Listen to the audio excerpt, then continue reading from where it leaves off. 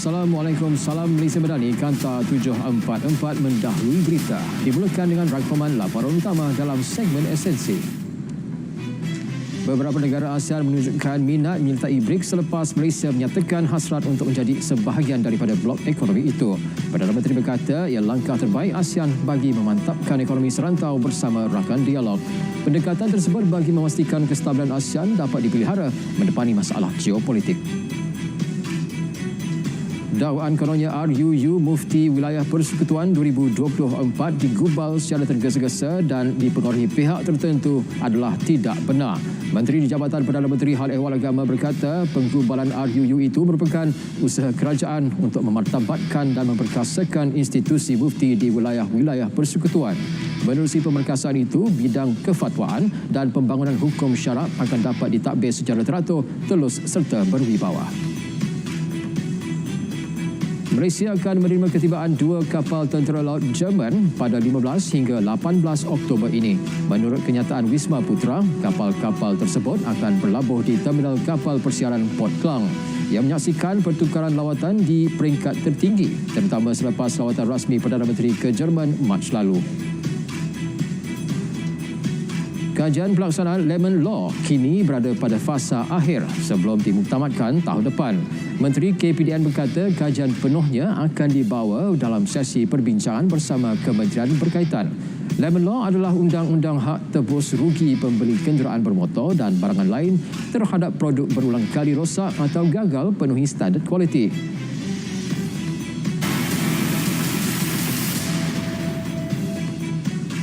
Pelan mitigasi jangka pendek, jangka sederhana dan panjang sedang dilaksana secara berperingkat bagi menangani isu banjir. Pelaksanaan awal melibatkan pembinaan lebih banyak kolam takungan bagi menampung air aliran hujan yang banyak pada satu-satu masa. Petra juga akan berkolaborasi dengan DBKL bagi perancangan mengurangkan risiko banjir di ibu negara. Antaranya melaksanakan projek pembinaan terowong pintar. Perkembangan banjir di negara. Jumlah penduduk terjejas banjir di Pahang, Perak, Kedah, Melaka, Selangor dan Johor 4,412 orang setakat jam 7 petang tadi. Angka tersebut menurun berbanding 5,140 orang semalam. Sebanyak 34 pusat pemindahan sementara PPS telah dibuka. Di Kedah, 1,445 orang penduduk terjejas banjir ditempatkan di 11 PPS. PPS tersebut melibatkan daerah Baling, Pendang, Kota Seta dan Pokok Sena. Jumlah penduduk terjejas banjir menurun berbanding semalam yang mencatatkan 1,939 orang. Di Perak, jumlah penduduk terjejas banjir meningkat kepada 1,226 orang berbanding 1,199 orang semalam. 9 PPS telah dibuka melibatkan 5 daerah iaitu Kuala Kangsar, Hulu Perak, Mualim, Perak Hulu Perak, Perak Tengah dan Kerian. Beberapa kawasan sekitar Selangor juga dilanda banjir kilat. Antaranya Astana Court, UK Bistari dan UK Perdana Hulu Klang yang menyebabkan 10 buah kereta terkandas dalam banjir dan tidak melibatkan penduduk. JBPM Selangor turut memaklumkan 21 murid di sekolah Tabika Kemas Kampung Klang Gate dipindahkan ke kawasan selamat. Ekoran bilik darjah mereka dinaiki air.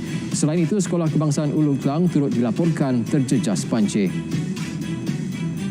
Di ibu negara, beberapa jalan di Kuala Lumpur dinaiki air susulan hujan lebat berterusan yang bermula sejak kira-kira 8 pagi tadi. Hujan lebat menyebabkan aliran trafik terganggu antaranya di Jalan Parlimen menghala ke Bukit Aman, Jalan Perak dan Lebuh Raya Sultan Iskandar. Smart Expressway memaklumkan terowong Smart ditutup sepenuhnya untuk laluan pengguna dan operasi banjir sedang dijalankan. Hujan lebat sejak awal pagi di Selangor mengakibatkan kejadian tanah runtuh di Jalan E6 Taman Melawati Ampang. Menurut penolong pengarah operasi JBPM Selangor, kejadian berlaku di lereng bukit dengan ketinggian runtuhan sekitar 30 meter. Kejadian tersebut tidak melibatkan mangsa dan kediaman, namun pergerakan tanah dilaporkan masih berlaku. Justru polis mengarahkan penghuni 20 rumah di kawasan terbabit supaya mengosongkan kediaman masing-masing. Pusat Kawalan Operasi Bencana PKOB daerah Kuala Selangor akan dibuka Khamis ini bagi persediaan fenomena air pasang besar kerana peralihan monsun timur laut. PKOB yang terletak di pejabat daerah dan tanah PDT Kuala Selangor itu juga akan menggerakkan operasi di semua peringkat. Tiupan angin monsun timur laut secara berterusan dan kencang boleh mengakibatkan laut bergelora dan ombak besar di perairan Laut Cina Selatan. JBPM Johor tubuh pasukan gerak cepat atau Red Team sebagai persediaan menghadapi musim banjir musim Timur Laut. Pengarahnya berkata skuad itu dianggotai 52 pegawai selam bomba yang menjadi pasukan pertama diatur gerak sekiranya melibatkan operasi penyelamat di air. Satu unit akan berpangkalan di BBP Skudai bagi penugasan di selatan Johor, manakala satu lagi di BBP Bukit Gambir untuk kawasan utara. Situasi banjir di Perak menyebabkan berlakunya kerosakan fasiliti awam termasuk sekolah. Antara sekolah yang terjejas teruk adalah Sekolah Kebangsaan Kenering, GRIP, yang memerlukan pengubahsuaian atau dipindahkan ke lokasi lain. Jelas ahli Parlimen Lenggong yang juga Timbalan Menteri Dalam Negeri, sekolah berkenaan sering dilanda banjir dan menyebabkan kerosakan harta benda. Satu pelan induk Cerun Negara 2009-2023 telah dibangunkan Kementerian Kerja Raya bagi mengurangkan risiko dan kerugian akibat tanah runtuh.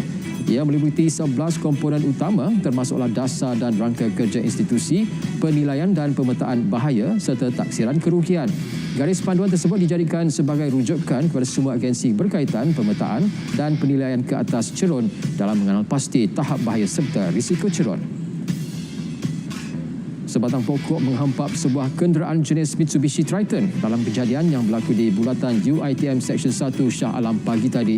Pihak bomba menerima panggilan mengenai kejadian tersebut sekitar 11.18 minit pagi dan bergegas ke lokasi kejadian. Kejadian itu juga dilaporkan tidak melibatkan mangsa dan kerja-kerja mengalihkan pokok dilaksanakan. Pelbagai bentuk kesalahan dikesan wujud dalam aktiviti yang dijalankan oleh rangkaian GISBH menerusi siasatan dibuat sepanjang operasi global dilaksanakan. Ketua Polis Negara berkata antara kesalahan yang dikesan sepanjang siasatan dari fasa 1 operasi global sehingga fasa 4 adalah pengabaian, penganiayaan, penderaan dan eksploitasi kanak-kanak dalam mencapai hasrat dan matlamat organisasi GISBH. Di Mahkamah Session Kuala Terengganu, tiada sebarang pengakuan direkodkan membabitkan wanita yang melanggar 4 pelajar Universiti Teknologi Mara UiTM Dungun 9 Oktober lalu. Tertuduh didakwa mengikut Seksyen 307-1 Kanun Keseksaan dengan memperuntukkan hukuman penjara maksimum 10 tahun serta denda. Mahkamah kemudian menetapkan 18 November ini sebagai tarikh sebutan semula kes. Seorang tukang masak maut selepas kereta dipandunya melanggar bahagian belakang jentolak di Jalan Lencongan Timur Sungai Petani pagi tadi. Ketua Polis Daerah Kuala Muda berkata bangsa Zuraini Murad maut di tempat kejadian akibat cedera parah pada bahagian kepala. Punca kemalangan dipercayai disebabkan mangsa gagal mengawal kenderaan sehingga melanggar belakang jentolak. Mayat mangsa dihantar ke Hospital Abdul Halim Sungai Petani untuk proses bedah siasat. Seorang peniaga mengalami kerugian RM500,000 selepas ditipu pelaburan bagi membina resort tidak wujud di Pulau Perhentian Besut. Mangsa berumur 44 tahun itu menyertai pelaburan tersebut yang dianjurkan sebuah syarikat pada 23 Ogos 2020. Ketua Polis Daerah Kuala Terengganu berkata bangsa dijanjikan keuntungan RM394,020 setiap tahun selepas menyertai pelaburan tersebut. Kes disiasat di bawah Seksyen 420 Kanun Keseksaan. Sebanyak 172 pangkalan haram dikenal pasti di sepanjang Sungai Golok, Kelantan, Thailand. Ia membabitkan 4 daerah yang dipercayai menjadi pintu masuk kegiatan penyeludupan termasuk dadah. 4 daerah berkenaan adalah Tumpat, Pasir Mas, Tanah Merah dan Jeli. Pengarah Jabatan Siasatan Jenayah Narkotik Bukit Aman memaklumkan Pasir Mas dan Tumpat merekodkan bilangan pangkalan haram paling aktif. Kira-kira 652.4 kg pil yaba dan 2.6 kg dadah jenis heroin dirampas di Kota Baru. Serbuan dilakukan Jabatan Siasatan Jenayah Narkotik Kelantan di sebuah rumah 7 Oktober lalu. Seorang lelaki berusia 32 tahun turut ditahan. Bekalan dadah tersebut dipercayai diseludup dari negara jiran sebelum disimpan sementara di rumah berkenaan. JKDM Perlis menyita 3 kenderaan pelbagai jenama selepas didapati tinggal melebihi tempoh 90 hari yang ditetapkan. Pengarah Kastam Perlis berkata nilai sitaan berjumlah 1.1 juta ringgit dengan cukai melebihi 2 juta ringgit. Siasatan awam mendapati kesemua kereta itu disyaki berada di KUK melebihi tempoh yang dibenarkan di bawah butiran 14 bahagian 1 Perintah Duti Kastam Pengecualian 2017. Kes disiasat mengikut Seksyen 135-1-D Akta Kastam 1967. Suruhanjaya Perkhidmatan Awam SPA menjangkakan menerima 1.5 juta permohonan pekerjaan ke sektor awam menjelang hujung tahun ini. Pengerusi SPA berkata ia berdasarkan peningkatan kira-kira 30% permohonan yang diterima sepanjang tahun ini selepas sudah merekodkan lebih 1.2 juta permohonan setakat September lalu.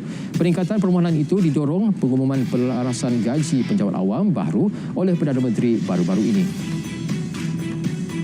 Pelaksanaan Pelan Strategik Kebangsaan menerangi masalah beban berganda malpermakanan dalam kalangan kanak-kanak Malaysia 2023-2030 akan memerangi masalah seperti bantut dan obesiti. Menteri Kesihatan memaklumkan pelan tersebut mempercepatkan usaha membendung isu malpermakanan dalam kalangan kanak-kanak demi membina masyarakat sihat bermula di peringkat awal usia. Melaka sasar kira-kira 70% kawasan Taman Teknologi Jerman GTP akan diisi syarikat-syarikat dari negara terbabit dalam tempoh 2 tahun. GTP berkeluasan 186 hektar di Aikroh dijangka siap dalam tempoh 12 bulan. Ia bakal membuka peluang pekerjaan kepada 10,000 anak tempatan. Justru Ketua Menteri memaklumkan promosi menaik ramai pelabur dari Jerman akan dipergiat.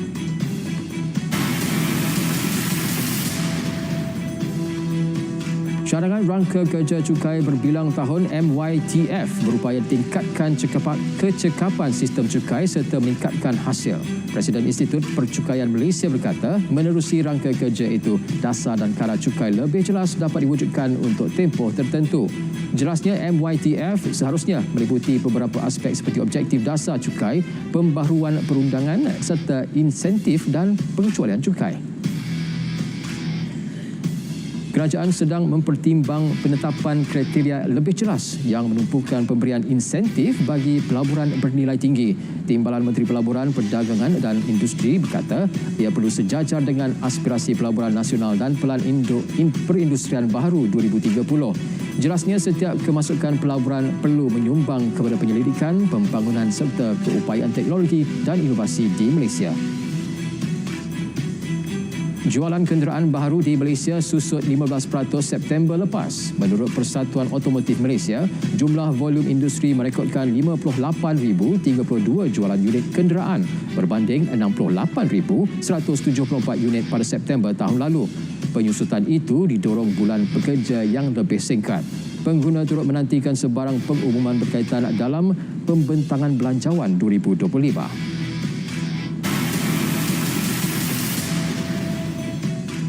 Sekurang-kurangnya 21 penduduk di daerah Zarta, utara Lubnan terbunuh akibat serangan rezim Zionis pada Isnin. Kawasan sasaran itu jauh dari kubu Hizbullah. Pihak berkuasa negara memaklumkan kawasan serangan di sebuah perkampungan majoriti Kristian. Menurut pasukan Palang Merah Lubnan, usaha sedang dijalankan untuk mencari mangsa yang terselamat di bawah runtuhan. Pusat Bantuan dan Kemanusiaan Raja Salman KS Relief menghantar pesawat bantuan kedua ke Lubnan pada Isnin. Pesawat terbabit membawa bekalan keperluan asas seperti makanan, perubatan dan barangan perlindungan. Selain membantu rakyat Lubnan yang terjejas, bantuan kerajaan Arab Saudi itu turut mencerminkan komitmen kerajaan mendukung prinsip-prinsip kemanusiaan. Dalam pada itu, dunia semakin lantang menyuarakan bantahan terhadap keganasan dilakukan rezim Zionis ke atas Palestin. Di Cuba, Presiden Miguel Diaz-Canel mengetuai perarakan bersama ribuan rakyat untuk menyatakan solidariti terhadap rakyat Palestin di Gaza. Turut menyertai perarakan itu 250 pelajar perubatan Palestin yang tinggal di Cuba. Sekian Kanta 744 dari Sungai ke Segara, Palestin pasti merdeka. Assalamualaikum. Salam Malaysia Madani.